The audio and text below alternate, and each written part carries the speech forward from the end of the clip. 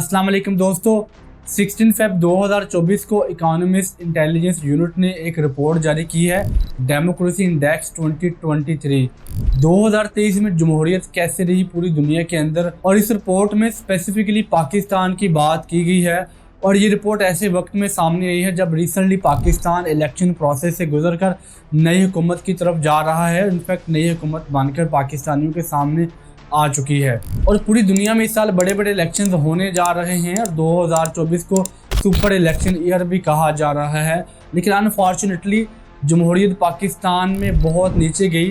Democracy decline in Pakistan और पाकिस्तान जमहूरियत के बदतरीन ममालिक की फहरिस्त में शामिल हो चुका है। 2023 में रियलिस्ट थोड़ी डोमिनेट रही पूरी दुनिया में और डेमोक्रेटिक स्टैंडर्ड डिक्लाइन हुए पूरी दुनिया के अंदर। और क्या है ये रियलिस्ट थोड़ी और क्यों डेमोक्रेटिक स्टैंडर्ड डिक्लाइन गई पूरी दुनिया में, और कौन सा मुल्क किस कैटेगरी में फॉल कर रहा है।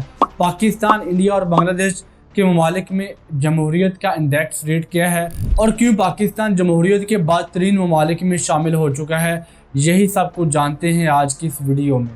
तो आप पाकिस्तान में जमहूरियत का क्या मुस्तकबिल देख रहे हैं? उल्टे सीधे सवाल क्यों कर रहे हो? आप उस चीज का मुस्तकबिल मुझसे पूछ रहे हो जिसका माजी कोई नहीं। पाकिस्तान में जमहूरियत ना कभी थी ना है और दूर तक दिखाई भी नहीं देती। The year was 1947. The British had packed up. They left behind two independent nations in South Asia, India and Pakistan. Both had to start from scratch. New forms of government, a new constitution, a new leadership, everything had to be created. Back then, both nations had the same goal, to become a democracy. Pakistan's democracy remained a work in progress. Many would say it's beyond saving now. Believe me, in this country we know when democracy really works, we re-elect governments. Why? Why has Pakistan's democracy failed? Now on Frontline, democracy on trial. दोस्तों, economist intelligence unit EIU 1946 में बनाई गई थी और दुनिया की most largest और experience research company है।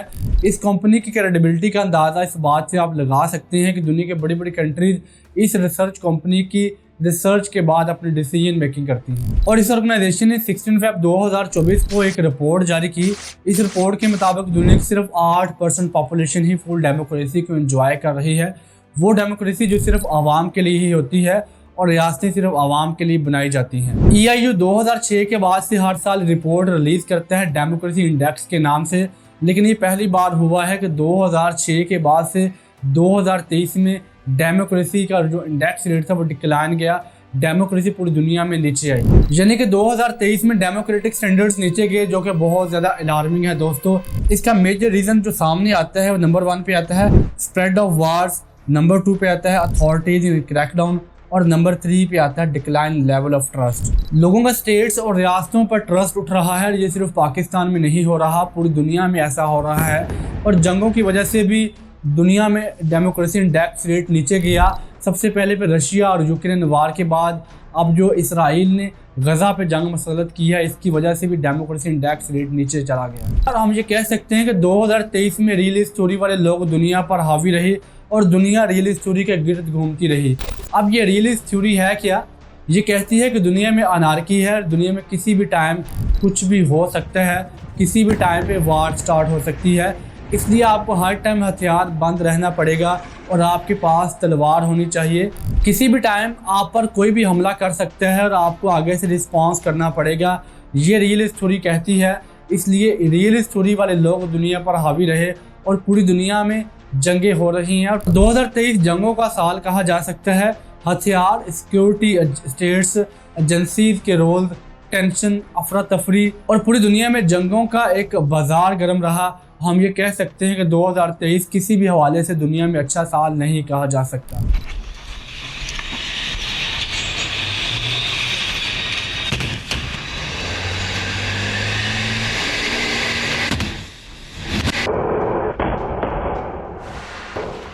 EIU की इस रिपोर्ट के मुताबिक डेमोक्रेसी को 4 मेन कैटेगरीज में तकसीम किया गया है।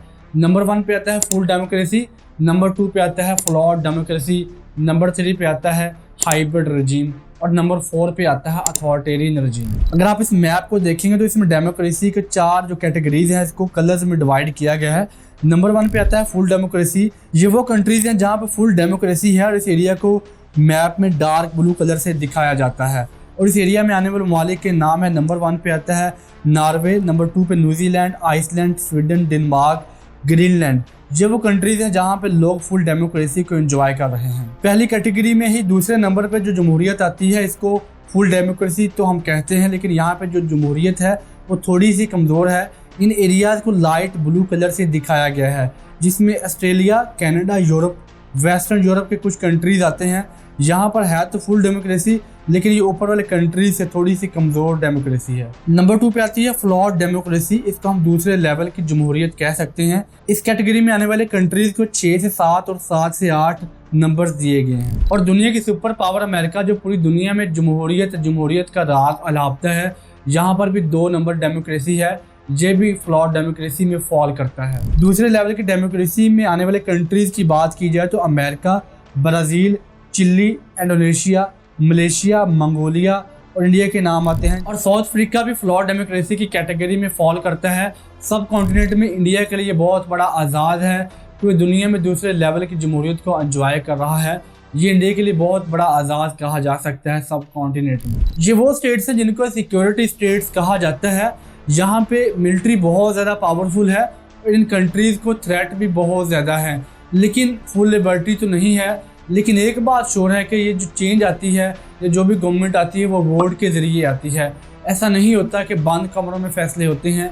वोट किसी और को दिया जाता है लेकिन निकलता किसी और का है, ऐसा बिल्कुल नहीं होता।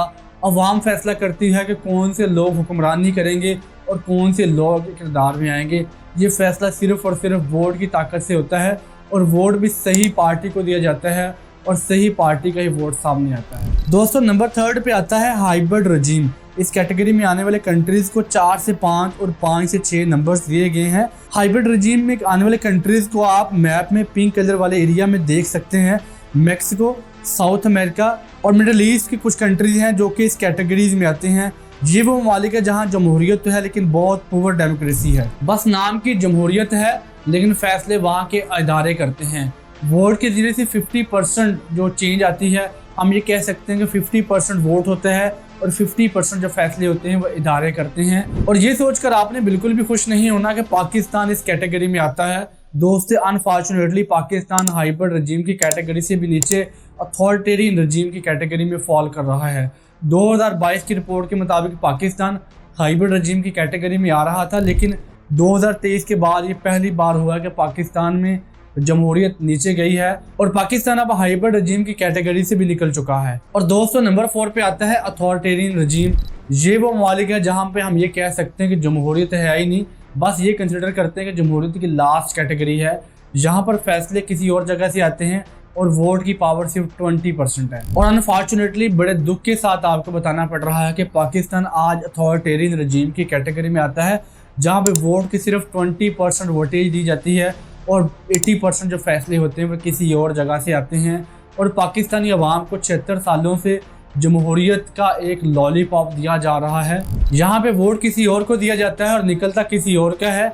इलेक्शन से पहले, इलेक्शन के दिन और इवन दो के वोटिंग के बाद भी अपनी मर्जी के रिजल्ट्स मैनिपुलेट किए जाते हैं। और फिर आप सोच सकते हैं कि क्या मुस्तकबिल होगा हमारा और क्या दुनिया हम पर ट्रस्ट करेगी। और 2018 और 2024 के जो रिसेंट इलेक्शन हुए, यहाँ पे भी हमने वादे तौर पे देखा कि जो पार्टी जीत रही थी इस पार्टी को हराया गया और जो पार्टी हार रही थी उसको अगले दिन जितवाया जाता है।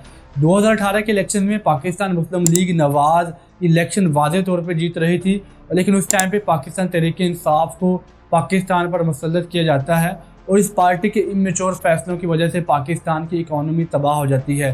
और अब 2024 के इलेक्शन में जब पाकिस्तान मुस्लिम लीग नवाज ये इलेक्शन हार रही थी, लेकिन अगले दिन जाकर ये रिजल्ट्स तब्दील किए जाते हैं। पाकिस्तान मुस्लिम लीग नवाज को पाकिस्तान पर मुसल्लत किया जा रहा है। अब यहाँ पर आकर आप ये सोच रहे होंगे कि क्या पाकिस्तान के बाद भी कंट्रीज आते हैं तो परेशान होने की ज़रूरत नहीं है। पाकिस्तान के बाद भी बहुत सारे कंट्रीज आती हैं। दुनिया की नेक्स्ट सुपर पावर, दुनिया की लार्जेस्ट इकॉनमी चाइना और इसका allies और सबसे बड़ी सुपर पावर रशिया भी पाकिस्तान के बाद आता है जमहूरियत में। दोस्तों, चाइना और रशिया जमहूरियत में पाकिस्तान से पीछे क्यों है? इसकी सबसे बड़ी रीज़न यह है कि वहाँ पे जमहूरियत ही नहीं है, वहाँ पे सोशलिस्ट और कम्युनिस्ट पार्टीज रूल कर रही हैं। चाइना में वन पार्टी ही रूल कर रही है जब से चाइना बना है। अब अगर स्पेसिफिकली पाकिस्तान की बात की जाए तो इस रिपोर्ट में ये बताया गया कि डेमोक्रेसी क्यों डिक्लाइन हुई पाकिस्तान के अंदर, इसकी मेजर रीजंस भी बताई गई हैं। ये वही रीजन हैं जो पहले भी हम वीडियोज में डिस्कस कर चुके हैं कि रियासत पाकिस्तान को अपनी पॉलिसीज को रिवाइज रीएडजस्ट करने की ज़रूरत है, क्योंकि पाकिस्तान के 4 पिलर्स बहुत ज़्यादा कमज़ोर हो चुके हैं। जब तक ये 4 पिलर्स मजबूत नहीं होंगे तब तक पाकिस्तान में फ्री एंड फेयर इलेक्शंस नहीं होंगे और फिर पाकिस्तान में जमहूरियत भी नहीं आ सकती। इस रिपोर्ट में जो सबसे पहली रीज़न बताई गई वो है इलेक्टोरल प्रोसेस। पाकिस्तान में जो इलेक्टोरल प्रोसेस अडॉप्ट किया जाता है वो पूरा का पूरा कम्प्लेक्स है, किसी को इसकी समझ ही नहीं आती। ये कहा जाता है कि ये 2 नंबर इलेक्टोरल प्रोसेस है जहाँ पे वोट किसी और को डाला जाता है और शाम को निकलता किसी और का है, यानी कि अवाम वोट किसी और को देती है और जितवाया किसी और को जाता है। अगर रिसेंट इलेक्शन 2018 और 2024 के इलेक्शन की बात की जाए तो 2018 के इलेक्शन में वाज़ेह तौर पर पाकिस्तान मुस्लिम लीग नवाज ये इलेक्शन जीत रही थी, लेकिन RTS के सिस्टम को बिठाकर पाकिस्तान तहरीक-ए-इंसाफ की गवर्नमेंट को पाकिस्तान पर मुसल्लत किया जाता है और इस हुकूमत के इमेच्योर फैसलों की वजह से पाकिस्तान की इकॉनमी तबाह हो जाती है। और अब 2024 के इलेक्शन की बात की जाए तो इसमें वाज़ेह तौर पर पाकिस्तान तहरीक-ए-इंसाफ ये इलेक्शन जीत रही थी, लेकिन अगले दिन पाकिस्तान मुस्लिम लीग नवाज को बरतरी दिला दी जाती है, जो कि बहुत ज़्यादा अनफॉर्चुनेट है, क्योंकि अवाम जिसको मैंडेट देते हैं, जिसको वोट देते हैं, जब तक वो लोग पाकिस्तान पर हुक्मरानी नहीं करेंगे तब तक रियल चेंज नहीं आ सकता। नंबर 2 पे जो मेजर रीज़न है वो है प्लूरलिज्म, यानी कि इज्तिमाइयत। पाकिस्तानी अवाम कभी भी एक पार्टी पर ट्रस्ट नहीं करती और पाकिस्तान में मुख्तलिफ पार्टीज़ को जितवा कर असम्बली में भेजा जाता है। तो मोस्टली ये देखा गया कि पाकिस्तान में हमेशा मखलूत हुकूमत ही बनती है, कभी भी एक पार्टी वाज़ेह तौर पर बरतरी हासिल करके पाकिस्तान पर हुकूमत नहीं बना सकती। लास्ट PDM गवर्नमेंट की बात की जाए तो यहाँ पर 13 जमातें थी जो कि पाकिस्तान पर हुक्मरानी कर रही थी। हर पार्टी की अपनी आइडियोलॉजी है और जब डिफरेंट आइडियोलॉजी के लोग एक टाइम पर पाकिस्तान पर हुक्मरानी करेंगे तो वहाँ पर फैसला साजी में बहुत ज़्यादा मसाइल आते हैं। नंबर 3 पे आता है फंक्शनिंग ऑफ गवर्नमेंट, यानी कि फेलियर ऑफ गवर्नमेंट। गवर्नमेंट जिन वादों के साथ इक़्तिदार में आती है वादे कभी भी पूरे नहीं कर पाती और सही तरह से परफॉर्म नहीं कर पाती और ना ही सही डायरेक्शन में काम कर पाती है। और क्यों गवर्नमेंट सही तरह से परफॉर्म नहीं कर पाती इस रिपोर्ट में ये भी बताया गया और ये लाइंस बहुत ज़्यादा अहम है दोस्तों। EIU रिपोर्ट ये कहती है कि outside political influence of the military. Pakistan में फ़ौज का गवर्नमेंट पे बहुत ज़्यादा इन्फ्लुएंस है, गवर्नमेंट पर फ़ौज का इन्फ्लुएंस होना चाहिए, रोल भी होना चाहिए, लेकिन पाकिस्तान में इन्फ्लुएंस हद से ज़्यादा है।